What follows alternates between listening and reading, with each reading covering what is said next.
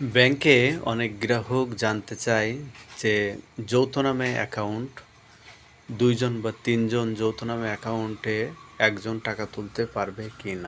প্রকৃতপক্ষে ব্যাংকে যখন যৌথ অ্যাকাউন্ট খোলা হয় সেখানেই কিন্তু ইনস্ট্রাকশন দেওয়া থাকে যে কোনো ২ জনের স্বাক্ষরে হিসাবটি পরিচালিত হবে বা যে কোনো একজনের স্বাক্ষরে বা যে কোনো একজনের স্বাক্ষরে পরিচালিত হবে, এভাবে বিশেষ ইনস্ট্রাকশন দেওয়া থাকে।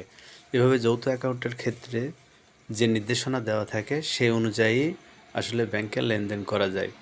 একজন, ২ জন বা ৩ জন এরকম যৌথ হিসাবের ক্ষেত্রে যে ধরনের নির্দেশনা থাকে সেভাবেই লেনদেন করতে হয়।